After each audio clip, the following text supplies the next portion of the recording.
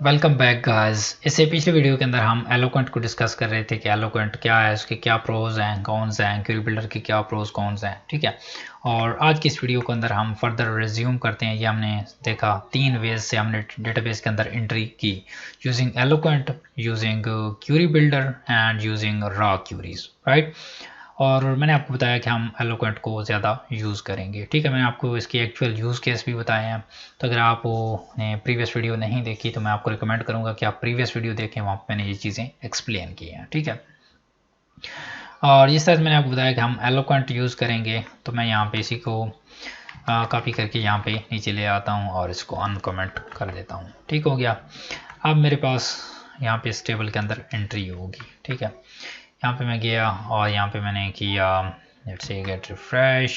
यहाँ पे मैंने fake flare com extension submit किया डेटा को। यहाँ पे देखिए हमारे पास कह रहा है सेव्ड, और यहाँ पे मैं अगर आऊँ ब्राउज के अंदर आऊँ तो हमारे पास ये देखें न्यू रिकॉर्ड क्रिएट हो गया है, ठीक है। अब मैं क्या चाहता हूँ कि लेट से यहाँ पे मैं अब आपको रियल प्रोजेक्ट भी हम रिटर्न बिल्ड करेंगे, बट जो जो चीज़ें हम बिल्ड करते जा रहे हैं उसमें जहाँ जहाँ पे चीज़ें एडअप करनी है वो मैं आपको यहाँ पे बताता जाऊँगा, ठीक है। अब ये सिनेरियो थी, हमारे पास पोस्ट यहाँ पे डेटा सेव हो गया।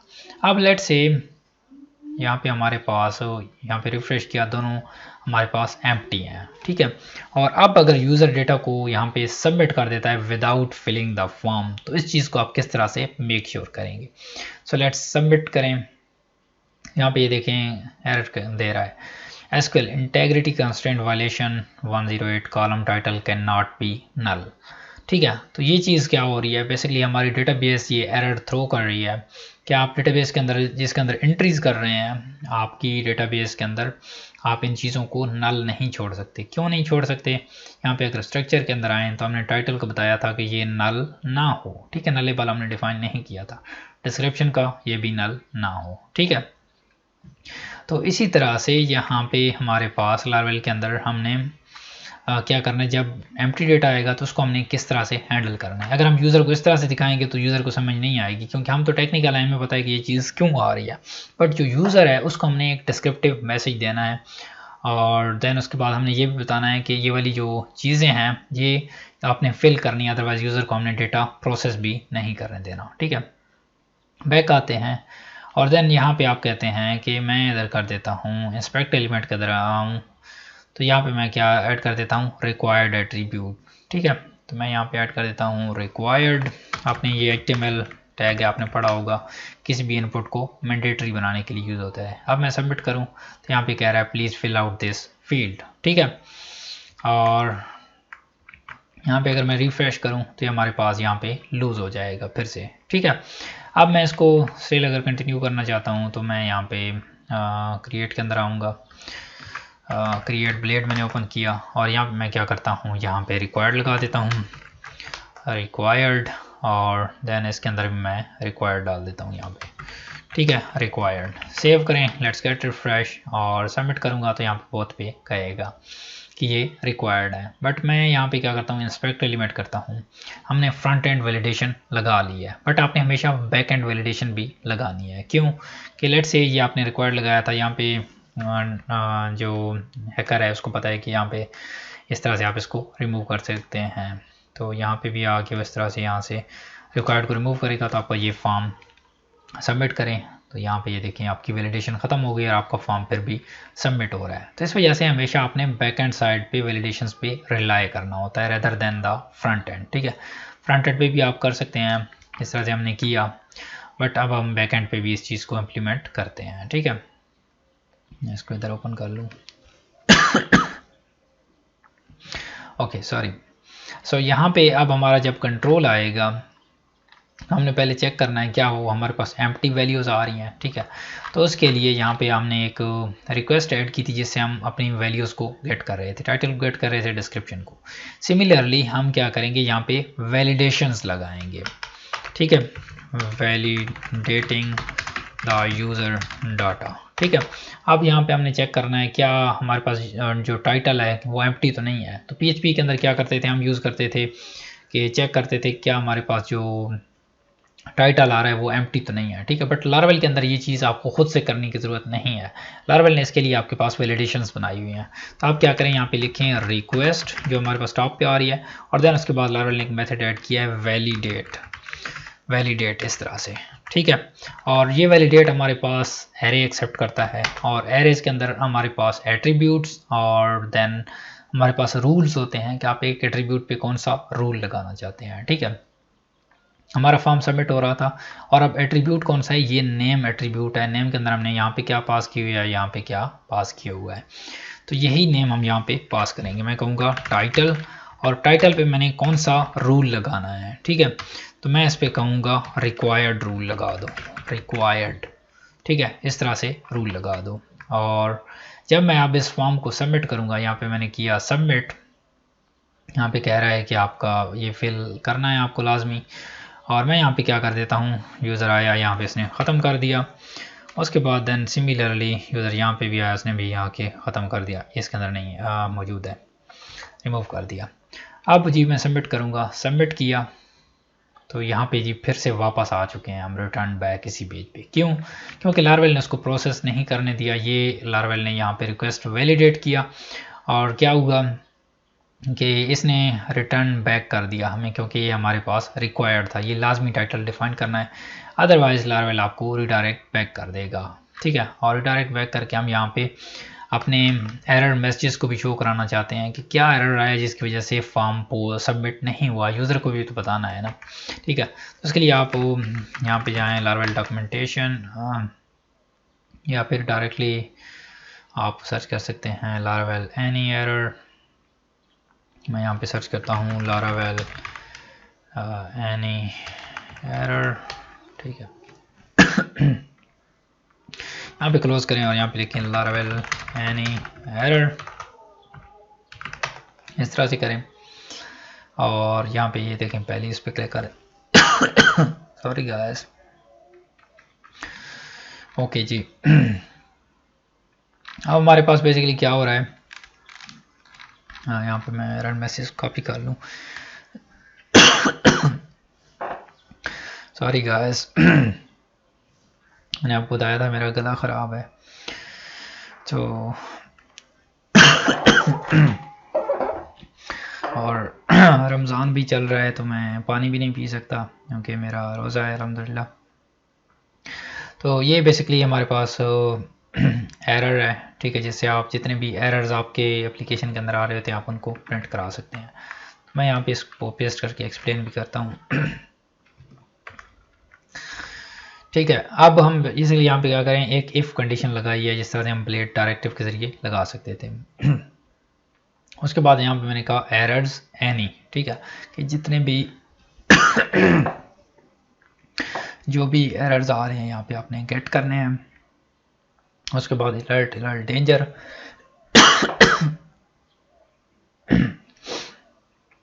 हम एक अलर्ट लगा रहे हैं, बूटस्ट्रैप का अलर्ट है। उसके बाद जितने भी एरर्स आ रहे हैं उनको हम एक लूप के अंदर कन्वर्ट करके यहाँ पे एरर को डिस्प्ले करा रहे हैं, ठीक है।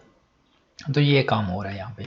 सेव करें और आप रिक्वेस्ट को सबमिट करें। यहाँ पे मैं यहाँ पे रिक्वायर्ड वाले ख़त्म कर देता हूँ HTML साइट से ताकि बार बार मुझे वहाँ से वो करने ना पड़े। सेव किया, लेट्स गेट रिफ्रेश। अब मैं सबमिट करता हूँ, इसको क्लोज कर दिया, सबमिट किया। यहाँ पे कह रहा है टाइटल फील्ड इज़ रिक्वायर्ड, ठीक है। यहाँ से लारावेल ने एरर थ्रो किया और यहाँ पे ये शो हो गया टॉप पे, ठीक हो गया यहाँ पे। और नेक्स्ट हम कंटिन्यू करते हैं, मैं इस वीडियो के जरिए पास करता हूँ।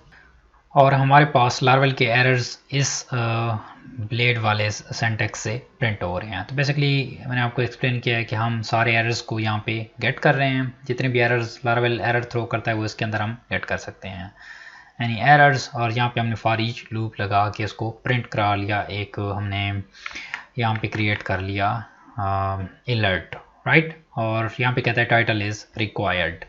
तो अब हमारे पास ये टाइटल इस तरह से कहेगा रिक्वायर्ड। अब लेट्स सपोज हम इस पे एक और वैलिडेशन लगाना चाहते हैं कि लेट्स से यूज़र यहाँ पे डी लिख के एंटर कर देता है, सबमिट करें तो ये सबमिट हो जाएगा। ठीक है, तब ये एरर दे रहा है क्योंकि ये फॉर्म सबमिट हो गया है। ठीक है, और मैं यहाँ पे इसको इधर कर दूँ पास्ट।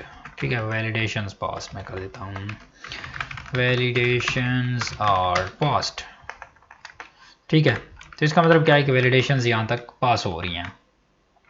तो अब अगर हमने मेक श्योर करना है कि यूज़र एटलीस्ट 5 कैरेक्टर्स एंटर करे, देन उसको आप अलाउ करें कि वो फॉर्म को सबमिट कर सके। तो ये चीज़ आपने लारावेल के अंदर कैसे करनी है, तो यहाँ पे आपने आना है और एक पाइप साइन है ये, ठीक है, ये आपने एंटर करना है और उसके बाद दूसरी वैलिडेशन रूल डिफाइन करना है। तो मैंने यहाँ पे कहना है कि मिनिमम यूज़र 5 कैरेक्टर एंटर करे। ठीक है, और अब अगर आप इस रिक्वेस्ट को सबमिट करेंगे, सबमिट किया तो यहाँ पे कहता है title must be at least 5 character. ठीक है, यूज़र को भी एक डिस्क्रिप्टिव मैसेज मिल रहा है और हमारी डेटाबेस भी एक्सपोज भी नहीं हो रही और उसके बाद हमारी एप्लीकेशन को सिक्योरिटी थ्रेट भी नहीं है। ठीक है, हम यूज़र के डेटा को भी प्रॉपरली वैलिडेट कर रहे हैं, हमारे पास यूज़र का रॉन्ग डेटा भी नहीं जाएगा, जैसे हम चाहते हैं वैसा डेटा डेटाबेस के अंदर जाएगा। ओके, ये हो गया। अब इसी तरह से मैं चाहता हूँ कि यूज़र 255 से ज़्यादा भी लेंथ एंटर ना करे। लेट्स से मैं यहाँ पे एक ओपन करता हूँ स्ट्रिंग लेंथ काउंटर काउंट। तो यहाँ पे बेसिकली मैं आपको टेस्टिंग के लिए कर रहा हूँ। यहाँ पे मैंने एक स्ट्रिंग एंटर की जिसकी लेंथ होगी 255।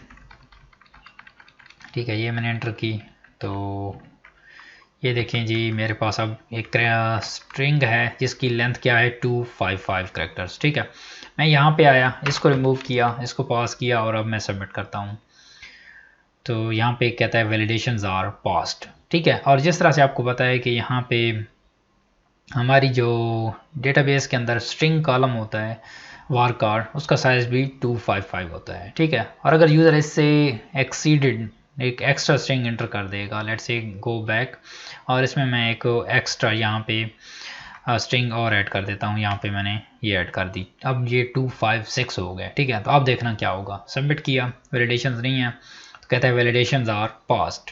ठीक है, तो हमारे डेटाबेस के अंदर ये वाला डेटा चला जाएगा। तो उससे क्या होगा, हमारे पास हमारे इसके अंदर एक्सेप्शन आएगी। लेट्स से मैं यहाँ पे डिस्क्रिप्शन को एक डमी फिल कर दूँ ताकि डिस्क्रिप्शन का एरर हमारे पास ना आए। तब देखना हमारे पास कौन किस तरह का एरर आता है, कहेगा आपका टाइटल कॉलम ट्रंकेट हो गया है। ठीक है, तो यहाँ पे ये कहता है string data truncated too long data for title column. ठीक है, हमने यूज़र को ये तो डिस्प्ले नहीं कराना। ठीक है, क्योंकि यूज़र नॉन टेक्निकल होते हैं और उसके अलावा हम अपनी डेटाबेस की इंफॉर्मेशन को एक्सपोज भी नहीं करना चाहते।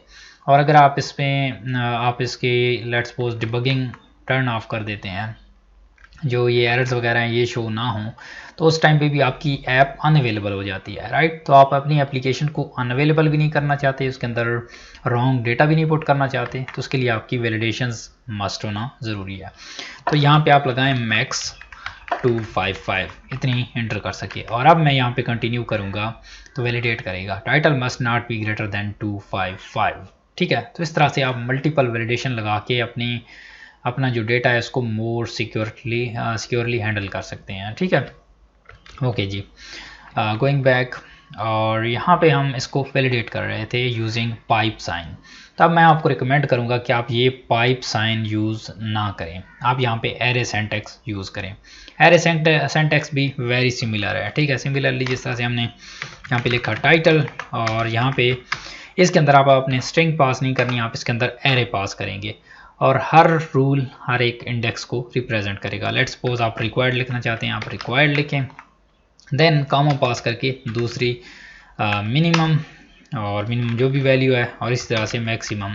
अब हम सेपरेशन बेसिकली पाइप साइन से नहीं कर रहे, हम कर रहे हैं इससे। ठीक है, तो इससे आपकी वैलिडेशंस वगैरह प्रॉपरली वर्क करेंगी। ठीक है, यहाँ पे लगाएं, सबमिट करें तो यहाँ पे देखिए वैलिडेशंस वर्क कर रही हैं, दोनों का काम सिमिलर ही है। ठीक है, हम इस एरे वे को मैं आपको यूज़ करने को क्यों कह रहा हूँ कि लेटर ऑन जब आपको कोई कस्टम रूल ऐड करना होगा, लारावेल के अंदर आप कस्टम रूल क्रिएट कर सकते हैं कि आपने अपना खुद का कोई रूल क्रिएट करना होगा, तो उसको कैसे अप्लाई करेंगे। अगर ये प्रीवियस के अंदर जाएं तो यहाँ पे न्यू कस्टम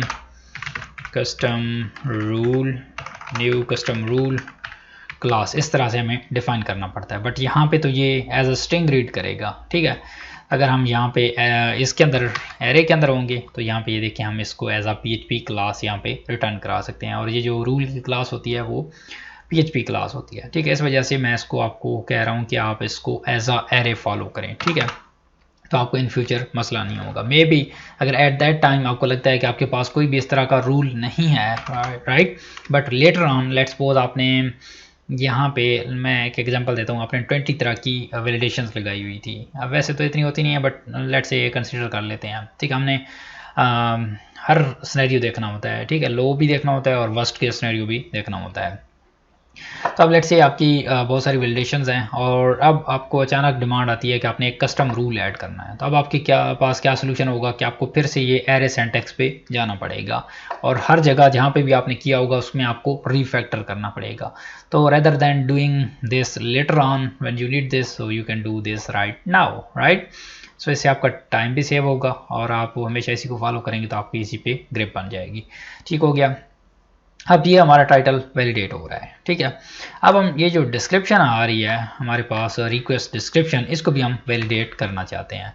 तो उसके लिए आप यहाँ पे क्या लिखेंगे, डिस्क्रिप्शन सिमिलरली, और अब इसके लिए आप अपनी सेपरेट वैलिडेशन लगा सकते हैं। इसके लिए लगाएं रिक्वायर्ड कि ये लाजमी एंटर हो। उसके अलावा इसकी मिनिमम भी आप सेट कर सकते हैं, मिनिमम आप इसकी 30 कर दें, जो भी आपकी क्लाइंट की डिमांड है। और उसके बाद मैक्सिमम, अब इसकी मैक्सिमम मैं 3000 या इवन 30,000 भी कर सकता हूँ। और इनकी इसकी जो लेंथ है डिस्क्रिप्शन की, ये ज़्यादा आपने रखनी है क्योंकि आपके पास हम इसको टेक्स्ट के अंदर स्टोर कर रहे हैं, ठीक है। और जितनी यूज़र इंटर कर सकते हैं आपने उसको वहाँ पे देनी है। और अगर आप इनके साइज़ चेक करना चाहते हैं, इनके साइज़ क्या होते हैं, सो हम इसको करते हैं टेक्स्ट साइज इन डेटाबेस। तो यहाँ पे ये देखें जी, इतने आप इसके अंदर स्टोर कर सकते हैं, ठीक है। ये इसकी लेंथ होती है। जिस तरह से हमारे पास की 255 थी, इसके अंदर 65,535 आप स्टोर कर सकते हैं, ठीक हो गया। और देन इस तरह से अगर ये सिंपल टेक्स्ट है, उसके बाद टाइनी टेक्स्ट था, मीडियम टेक्स्ट था और लॉन्गर टेक्स्ट था, उनकी भी देन आप चेक कर सकते हैं यहाँ पे, ठीक है। और एक स्टैक ओवरफ्लो का लिंक भी था जिसमें हम जाके वहाँ पे इनके सारे उनकी चेक कर सकते हैं। आई थिंक वो यहाँ पे, हाँ ये देखें यहाँ पे टाइनी टेक्स्ट का यहाँ पे लिखा हुआ है कि ये tiny text by default 255 character ही एक्सेप्ट करता है, ठीक है। अपने टाइनी टेक्स्ट सिमिलरली आपके उसकी तरह है जो स्ट्रिंग आप यूज़ करते हैं। उसके अलावा ये है टेक्स्ट, उसके अलावा मीडियम टेक्स्ट ये देखें कितने एक्सेप्ट करता है और लॉन्ग टेक्स्ट देखें कितने कैरेक्टर एक्सेप्ट कर रहा है, ठीक है। सिमिलरली आप इस तरह से और भी चीज़ों के बारे में सर्च कर सकते हैं कि वो कितना आपके पास कैरेक्टर लेती हैं। लेट्स सपोज आप कोई और एंटर करते हैं, लेट्स से इसके अलावा इंटीजर की लेंथ चेक करना चाहते हैं कितनी होती है, बिग इंटीजर की चेक करना चाहते हैं, वो भी आप चेक कर सकते हैं, ठीक है। डिस्क्रिप्शन पे हमने रूल लगाया, वैलिडेशन पास को मैं यहाँ पे ख़त्म करता हूँ और जो भी डिस्क्रिप्शन वहाँ से हमारे पास आ रही है मैं उसको यहाँ पे डिस्क्रिप्शन कर देता हूँ। और टॉप पे हमने इसको वेरिएबल के अंदर गेट किया हुआ है, टाइटल को इधर गेट किया हुआ है, डिस्क्रिप्शन को इधर गेट किया हुआ है, ठीक है।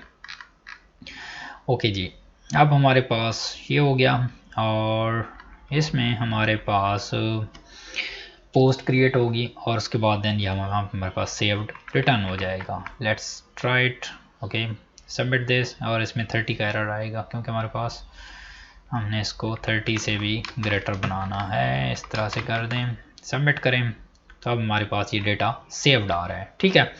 हमारे पास हमने वैलिडेशंस को प्रॉपरली अप्लाई किया कि हम किस तरह से यूज़र के डेटा को वैलिडेट कर सकते हैं कि वो गलत डेटा को एंटर ना कर सके, और उसके बाद हम इसको डेटाबेस के अंदर सेव कर रहे हैं। और in the next video I am going to also display a popup message that your post is saved successfully, right. And thank you so much guys for watching the whole course, and I'll see you guys in the next one. Bye bye.